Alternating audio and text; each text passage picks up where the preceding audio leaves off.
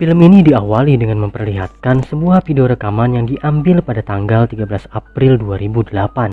Terlihat seorang gadis kecil bernama Junberg yang tengah bermain bersama ayahnya yang bernama James.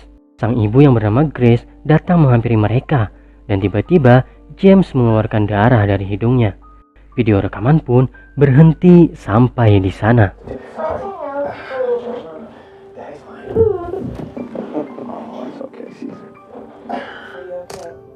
Di dalam film kita diperlihatkan seseorang yang masih belum diketahui siapa tengah mengedit video tersebut dan nama filenya dirubah menjadi Perjalanan Keluarga yang Terakhir. Orang itu pun juga menghapus semua akun Google-nya. Ia pun membuka sebuah folder yang berisi tentang penyakit tumor otak, yang mana itu adalah catatan medis milik James. Terdengar pula suara rekaman yang menyampaikan duka cita. Maka bisa kita simpulkan jika James sudah meninggal dikarenakan penyakit tumor otaknya. Orang itu pun lantas membuka sebuah map dengan tujuan Los Angeles.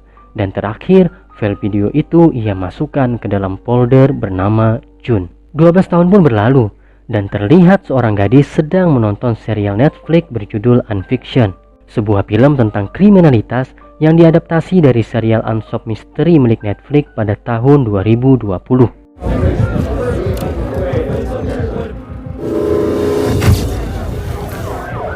Gadis itu adalah Junberg yang sudah dewasa. Ia yang tengah cecetan dengan temannya tiba-tiba ditelepon oleh ibunya. Grace yang baru-baru ini pacaran dengan seorang pria yang ia kenal lewat Facebook bernama Kevin Lin berencana untuk liburan berdua ke Kolombia. Ia pun meminta June untuk mencatat beberapa hal. Tidak ada alkohol, tidak boleh buka pintu untuk orang asing, dan selalu nyalakan GPS dimanapun ia berada. Grace juga meminta tolong kepada Heather untuk menjaga June selama ia pergi. Mereka pun sempat berdebat karena June merasa diperlakukan seperti anak kecil. Akan tetapi semua itu berakhir damai ketika Grace mengirimkan uang saku sebesar $350 kepada June. Tak butuh waktu lama, ia mentransfer $120 kepada sahabatnya Vina untuk membeli amunisi persiapan party bersama teman-temannya. This week's gonna be legendary.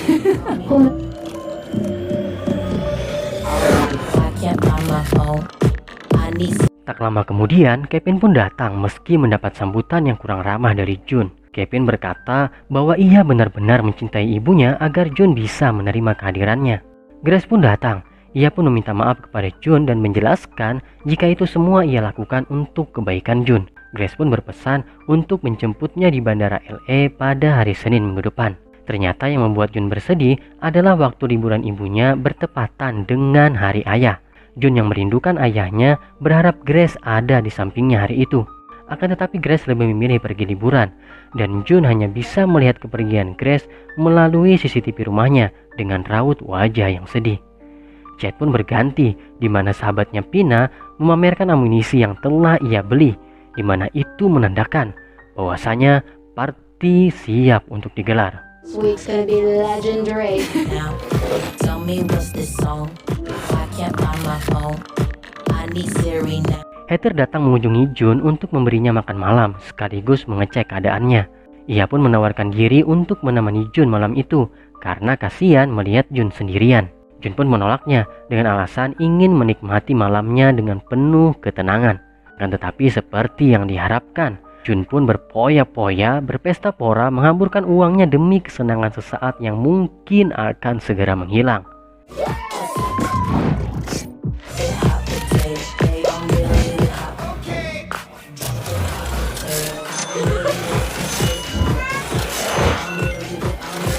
Di sisi lain, Kevin selalu memberi kabar kepada June tentang apa yang telah mereka berdua lakukan. Saat yang dinanti pun tiba. Teman-teman June datang ke rumahnya untuk berparti ria. Akan tetapi June malah terlihat bersedih karena yang benar-benar dibutuhkannya saat ini adalah kehadiran ayahnya.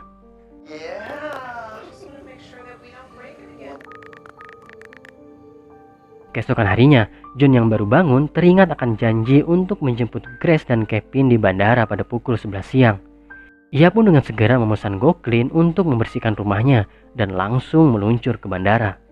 Ia pun menunggu di bandara sambil merekam dirinya yang memegang papan ucapan selamat datang. Satu persatu penumpang keluar dan tak satu pun dari mereka berdua yang terlihat. Jun yang khawatir mencoba mengirim pesan dan menelpon Grace, akan tetapi tidak ada satupun yang berhasil. Kemudian ia mencari nomor telepon hotel tempat mereka menginap. Meskipun terkendala bahasa, Jun tetap berusaha untuk berkomunikasi menggunakan Google Translate. Dari sinilah akhirnya terungkap sebuah kejanggalan, di mana Grace dan Kevin sudah tidak berada lagi di hotel, namun semua barang mereka masih berada di sana. Sí, como quedaron. Todavía Sí, no, claro, llama por las maletas. Jun pun meminta CS hotel tersebut untuk mengecek CCTV. Namun CS hotel tersebut tidak bisa memberikan rekamannya dan meminta Jun untuk datang langsung mengeceknya, dikarenakan rekaman CCTV akan otomatis terhapus dalam waktu 48 jam. Right. 48 horas. Jun pun mencoba menghubungi Heather dan menceritakan semuanya. Heather yang juga seorang pengacara lantas menggunakan semua koneksinya untuk menghubungi kedutaan besar Amerika Serikat yang berada di Kolombia. Ia meminta Jun untuk mengisi sebuah formulir kehilangan orang agar laporannya bisa segera ditindaklanjuti. Keesokan paginya, seorang agen FBI bernama Elijah Park menghubungi Jun. Jun pun meminta kepada agen tersebut mengirim polisi setempat untuk mengecek CCTV tempat mereka menginap. Agen tersebut juga meminta informasi detail mengenai Grace agar lebih memudahkan dalam pencarian. Ia pun meminta akses ke Gmail ibunya untuk bisa melacaknya melalui GPS. Akan tetapi Jun pun tidak mengetahui kata sandi dari akun Gmail ibunya tersebut.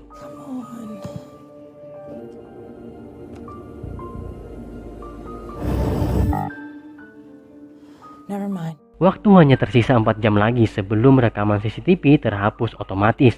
Pina yang mengetahui kejadian tersebut memberi saran kepada Jun untuk mencoba aplikasi live kamera, di mana aplikasi tersebut pernah digunakan dalam series unfiction yang ditonton oleh Jun.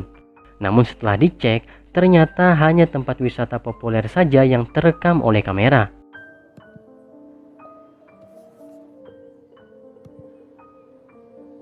Tak habis akal, kini Jun mencoba menggunakan jasa Goclean yang ada di Kolombia untuk membantunya. Ia pun mencari seseorang dengan bayaran terendah dan didapatkanlah seseorang bernama Javier. Awalnya ia menolak karena pekerjaannya hanyalah bersih-bersih dan memperbaiki kelistrikan. Namun setelah Jun menjelaskan, ia pun teringat akan putranya dan akhirnya ia pun setuju untuk membantu Jun. Javier pun bertanya apakah sudah dicoba untuk masuk ke akun Google ibunya. Jun berkata ia tidak mengetahui passwordnya. Lantas ia bertanya lagi, bagaimana dengan akun pacar ibunya? Disitulah Jun baru tersadar. Ia bergegas mencari password akun Google milik Kevin. Dengan cerdiknya, ia menelpon CS tempat Kevin bekerja dan meminta Vina mencoba berpura-pura menjadi Kevin yang lupa password. November 10th, 1980. Great. Seperti biasa, hal dasar pun ditanyakan, mulai dari tanggal lahir, nama ibu, hingga nama sekolah. Dan akhirnya, akun Google milik Kevin dapat diakses oleh Jun.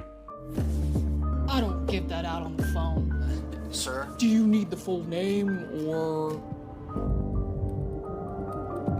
Jun pun terlihat kebingungan karena tidak terdapat histori perjalanan Kevin pada hari Minggu sehari sebelum kepulangannya. Ia yakin Kevin sengaja mematikan GPS-nya karena hari Minggu ia masih menerima kabar dari ibunya. Javier tiba-tiba menelpon dan berkata jika rekaman CCTV sudah terhapus. Kemudian ia bercerita telah bertemu seseorang yang ia kenal dan orang tersebut menjelaskan jika ia melihat 2 orang turis Amerika keluar hotel pada hari Jumat. Ia mendengar jika Kevin pergi ke tempat alat perkakas. She dressed up very nice, so the senor asked if they were going to say, store with a shovel. Jun mencoba berpikir dan sedetik kemudian ia sadar jika bisa menemukan lokasinya dengan riwayat kartu kredit. Ia pun mengeceknya dan didapatlah pembelian terakhir pada hari Jumat di toko Getsemani. Javier menjelaskan itu bukanlah nama toko, melainkan nama sebuah area turis yang cukup luas. Di area tersebut terdapat 8 toko perkakas dan Javier diminta untuk mengunjungi semua toko tersebut dan mencari tahu apa yang dibeli oleh Kevin.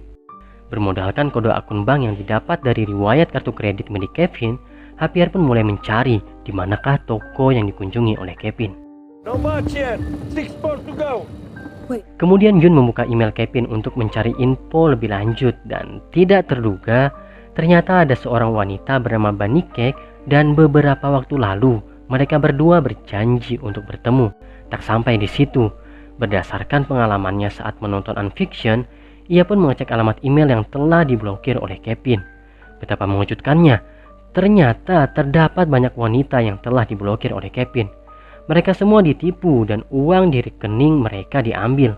Kevin pun memakai banyak nama samaran untuk mengelabui mereka, dan ternyata setelah dicek, semua nama palsu itu memang terhubung dengan Kevin, yang mana ia adalah mantan narapidana yang telah dihukum penjara selama 3 tahun dengan pasal penipuan. Jun langsung bertanya kepada agen Park. Menurut agen Park, Kevin tidak pernah melanggar pembebasan bersyarat. Ia juga tidak pernah terlibat dengan kasus orang hilang, dan semua kejahatan itu ia lakukan sebelum masuk penjara. Hanya Bunny Cake lah yang ia hubungi setelah bebas dari penjara. Agen Park mengingatkan jika semua informasi ini tidak bisa dijadikan barang bukti karena Jun mengakses email Kevin secara ilegal. Jun pun mencari tahu lebih lanjut mengenai Bunny Cake lewat Instagramnya dan menelpon tempat ia bekerja. Dari sana diketahui bahwa Bunny Cake juga sudah tidak ada kabar selama 2 minggu belakangan. Ia kembali mencari story GPS Kevin, dan dari sana diketahui bahwa Kevin sering berkunjung ke tempat Bunny Cake bekerja. Ada satu tempat yang hanya bertuliskan titik koordinat. Karena penasaran, ia pun mencoba menghubungi tempat tersebut.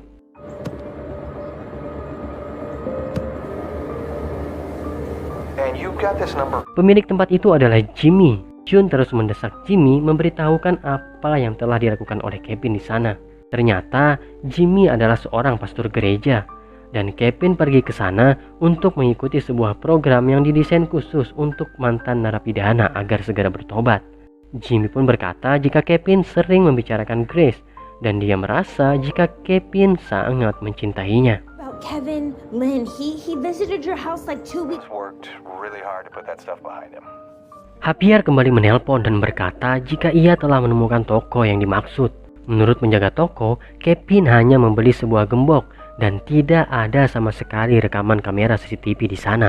Jun pun mengakhiri pembicaraannya dan berterima kasih kepada Javier atas semua bantuannya. I hope I didn't waste your money. No, Keith. Just means goodbye. Jun pun mencari lebih dalam lagi informasi mengenai Kevin. Ternyata Kevin dan Grace bertemu melalui aplikasi pencarian jodoh bernama Lovely. Ia pun membaca semua isi percakapan mereka. Tidak ada yang janggal, sangat natural, layaknya seorang pria yang mencoba PDKT dengan cara yang tulus. Hey, Grace. I certainly admire your persistence. So what would you... I'd love to know more about you. It sounds like you need a vacation. Just get off the You grid. totally stole my answer. Remind me to ask Grace out to dinner. Last night was fun. Dan di akhir, ia mendapati jika Grace menyimpan sebuah rahasia mengenai masa lalunya. Jun kembali memeriksa destinasi wisata yang ada di sana, dan ia menemukan sebuah tempat bernama Jembatan Kunci Cinta. Ia pun meminta Javier pergi ke sana, dan betul saja terdapat sebuah gembok dengan inisial GA plus KL yang artinya Grace Allen dan Kevin Lynn. Lalu Jun membuka aplikasi live kamera dan mencari histori rekaman pada hari Jumat.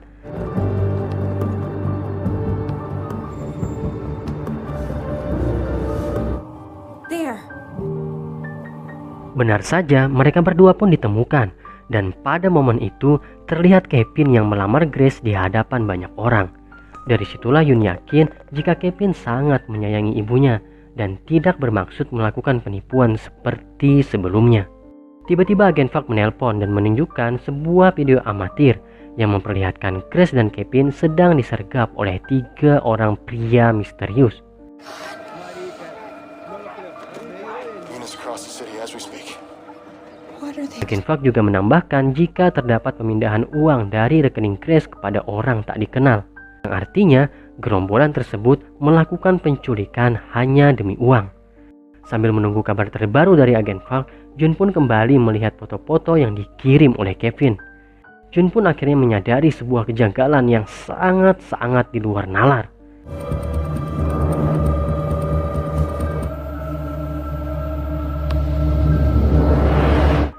Ternyata foto yang selama ini dikirimkan bukanlah foto Kevin bersama ibunya, melainkan bersama Bunny Cake. Itu artinya Grace Allen tidak pernah di Kolombia, melainkan masih berada di LA, Amerika Serikat. Akhirnya FBI mengumumkan kasus tersebut kepada publik dan memohon bantuan dari segala pihak jika menemukan informasi mengenai keberadaan Grace Allen. Berita itu pun menjadi viral dan banyak orang yang ikut membantu untuk mencari keberadaan Grace Allen. Where along her nearly 22-mile trip to the air. Konferensi pers terus dilakukan dan menurut FBI, satu-satunya cara mengetahui keberadaan Grace adalah dengan menangkap Kevin yang kini masih berada di Kolombia. And we find Grace Allen. Penyelidikan pun terus berlanjut, di mana FBI berhasil mengamankan orang-orang yang terlibat, di antaranya Bunny Cake dan beberapa pelajar yang diduga membantu aksi Kevin Lin. Namun secara tidak terduga, Bunny Cake dan pelajar tersebut mengaku jika mereka ditawarkan sejumlah uang untuk bermain film tentang penculikan. Ia pun hanya mengikuti permintaan Kevin untuk berakting dan mengikuti gaya tertentu sesuai adegan yang Kevin inginkan.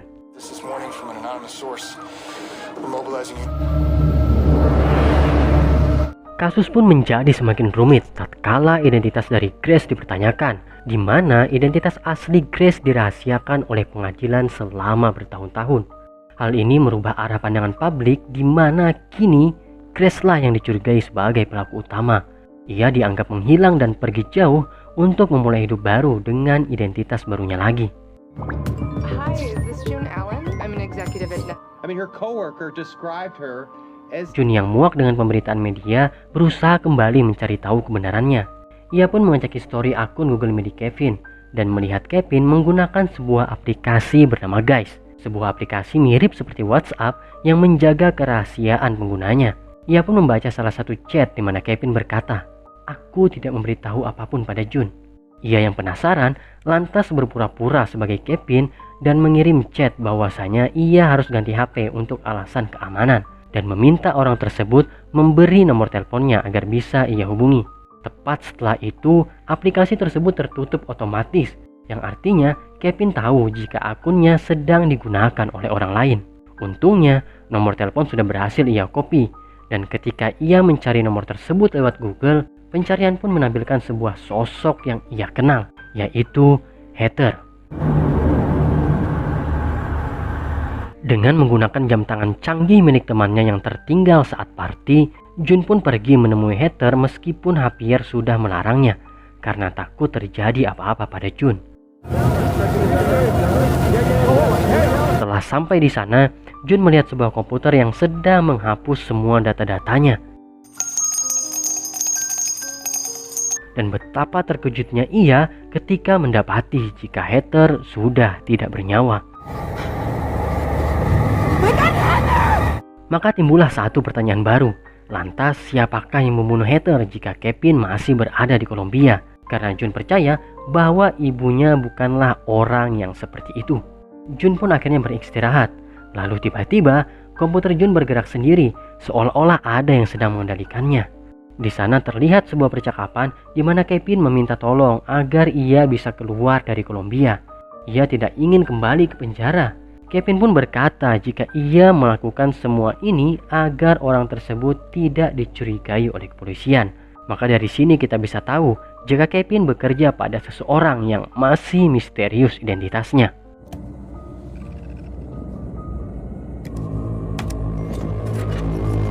Keesokan harinya, Pina mengirim sebuah link mengenai penangkapan Kevin di Kolombia. Polisi yang telah mengepung tempat persembunyian Kevin tidak memiliki pilihan lain kecuali menembaknya karena Kevin berusaha kabur dari kejaran tersebut.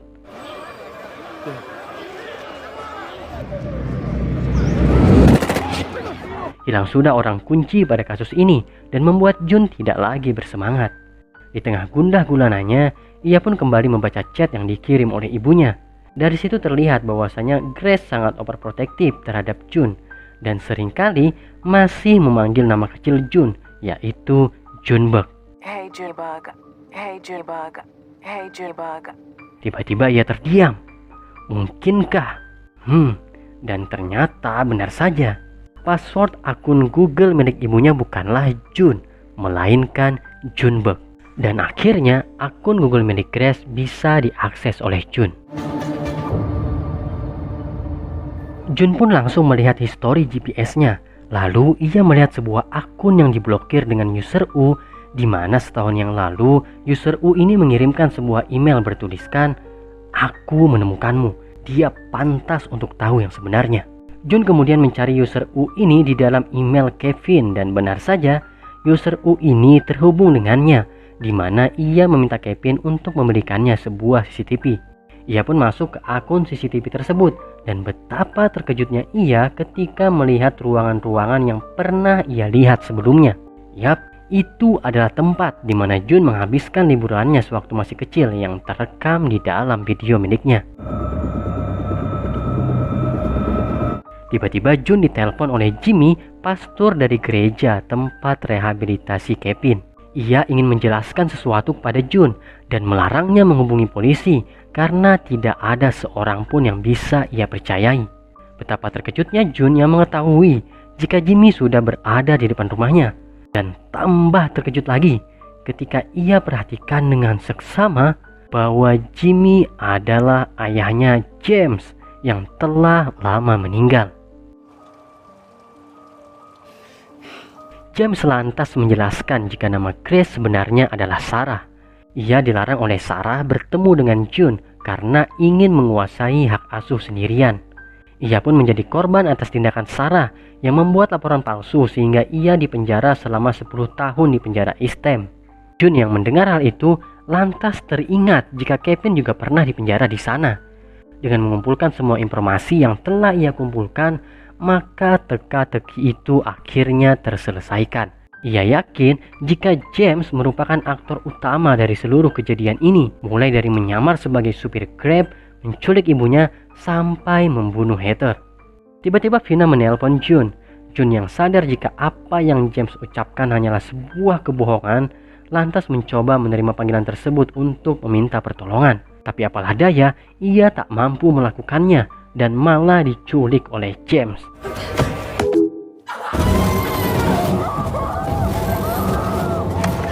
Kembali ke tahun 2008, di mana June menghabiskan liburan bersama ayah dan ibunya. Terlihat James memiliki emosi yang labil dan melakukan KDRT terhadap Sarah.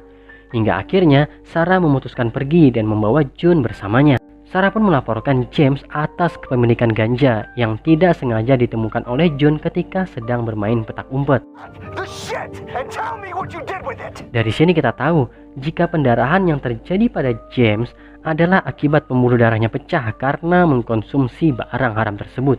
Sarah pun merekam pembicaraan terakhirnya dengan James sebelum diringkus polisi, di mana James berjanji untuk membalas dendam terhadap Sarah dan mengambil kembali June darinya. Hal inilah yang membuat Sarah akhirnya mengganti identitasnya dan menghapus semua akun yang berhubungan dengannya agar James tidak dapat menemukan keberadaannya. Kembali ke masa kini, di mana James mengikat Sarah di kamar tempatnya bermain ketika masih kecil. James pun menuju suatu tempat yang mana akhirnya kita diperlihatkan jika Sarah disekap di ruangan tersebut. James yang berniat membunuh Sarah akhirnya tidak berkutik ketika Sarah mencoba melawan dan menguncinya di gudang tersebut.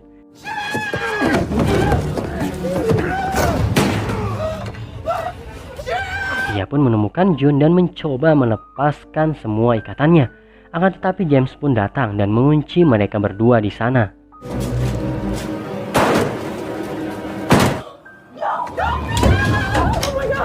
Lalu James mengambil sekop dan menggali kuburan untuk Sarah. June mulai berpikir bagaimana bisa ia memanggil bantuan jika handphonenya tertinggal di rumah. Lantas ia tersadar jika jam tangan yang ia pakai adalah smartwatch yang ia gunakan untuk merekam Heather. Ia pun menghubungi Javier untuk membuka Instagramnya dan melihat foto pertama yang ada di galeri. Dari situ terlihat foto keluarga mereka, di mana terdapat nomor rumah tempat mereka berada. Tiba-tiba jam itu mati karena kehabisan baterai, dan pada saat yang bersamaan James datang dan mengetahui jika June telah menelpon seseorang. James yang kalap lantas menembak Sarah di perutnya dan langsung saja Sarah terkapar di hadapannya.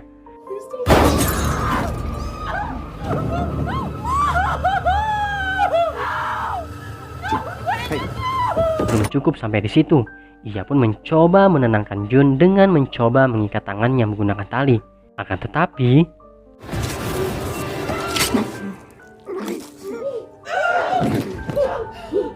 Sarah pun berhasil menikamnya dengan serpihan kaca yang pecah di kamar tersebut. Dalam keadaan yang sekarat, James pun keluar dan mengunci pintu kamar tersebut hingga akhirnya ia meninggal tepat di depan komputernya. Jun pun bersedih melihat ibunya yang dalam keadaan sekarat. Tiba-tiba ia teringat akan kebiasaan ibunya yang selalu menggunakan Siri di setiap keadaan. Siri, call June. Probably all from you. You know you don't have to use Siri for literally everything. BTW, Siri adalah asisten pribadi yang disertakan dalam iOS.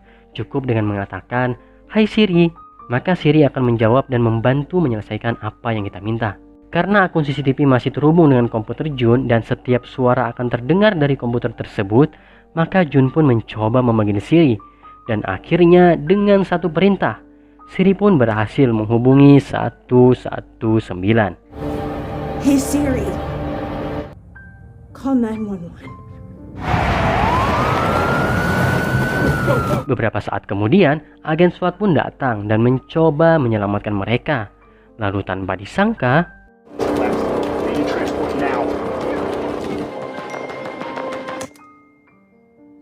Jun sedang menonton sebuah tayangan berjudul Unfiction tentang penculikan Grace Allen yang tayang di Netflix. Meskipun film itu menceritakan tentang apa yang telah dialaminya, namun ia merasa kalau film ini sangatlah jelek. Oke guys, itulah tadi keseluruhan alur dari film Missing 2023. Setelah semua kejadian yang telah dialami oleh Jun, kini ia lebih menghargai setiap momen kebersamaannya bersama ibunya. Ia sadar jika selama ini telah bersikap buruk serta acuh tak acuh terhadap ibunya. Namun kini mereka berdua saling menyayangi satu sama lain. Terima kasih banyak buat sahabat semua yang sudah berkenan mendengarkan ceritanya. Jika ada kritik dan saran silahkan tinggalkan di kolom komentar. Sampai berjumpa lagi di episode yang akan datang. Wassalamualaikum.